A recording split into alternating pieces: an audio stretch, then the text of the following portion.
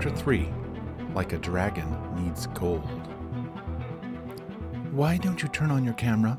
asked Lahn's mother, her face large on his living room display, the concern clear in the worry lines around her blue eyes. "I want to see if you're okay." Everyone was asking Lahn if he was okay. He wasn't okay. He was hundreds of miles from okay. "I'm fine, Mom," he responded, not looking at the display. "It wasn't near here. Did you call Tia?" "I tried," said his mother, her cheeks flushed against her light complexion. "She didn't pick up. She never answers my calls." Lahn knew he should be working. Like every other Monday, he should be on his terminal, coding functions, implementing output from AI, or struggling through the effort of collaborating with another engineer. But after his call with Maddox, there was no way he would get anything done, so he'd called in sick. He spent the next hour on the mesh, reading everything he could find about Rhenology and the accident. "Tia's just busy," Lahn said. "I'm sure she's fine. Tane would have let us know if she wasn't." "I know Tia can take care of herself.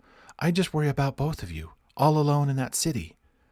Eventually, Lahn had given up his research, even though there was a fair bit of speculation that something had gone wrong in one of their renewable energy labs. Nobody really knew for sure what happened at Rhenology. So, Lahn stood in his living room, staring at his apartment door, the doorway to outside.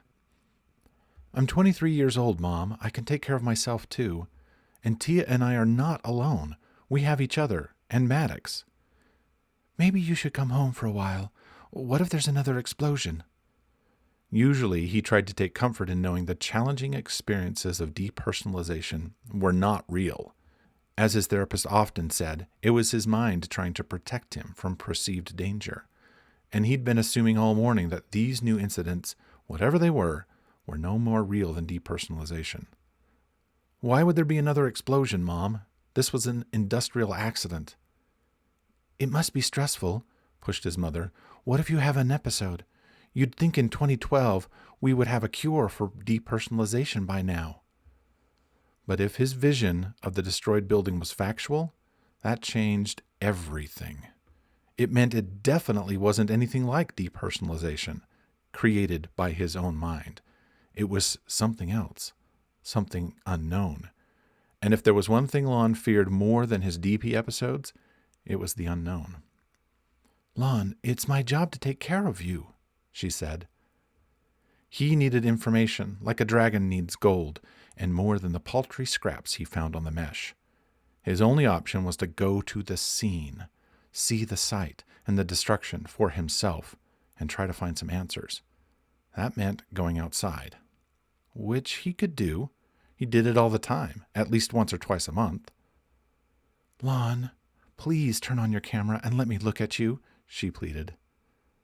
He stood at the doorway of his apartment, dark gray newsboy cap on his head, beige ribbed shirt, minimal embedded tech, just your typical comfort nodes in the shoulder straps, canvas satchel slung over his shoulder with the bare essentials, and a proxy ear cuff, matte gray, worn on his right ear. All of it boringly average, nothing old or worn, nothing nice enough to draw attention. Urban camouflage. It was his ranger gear. Protective armor, weapons, and tools needed to fight off orcs and trolls, whatever enemies the city might hold. Now, if he could just open the door. "I don't blame you for the car wreck," said his mother in a soft voice. Lahn's breath hitched, but he didn't turn to look at her. "I've got to go. Love you, Mom." Without waiting for her reply, he tapped his ear cuff and ended the call. One deep breath, held, Lahn whipped open the door and stepped into the hallway. Thanks for listening. If you enjoyed it, please like and subscribe to get more chapters. Splinter's Edge comes out on March 15th and is available to order now on Amazon.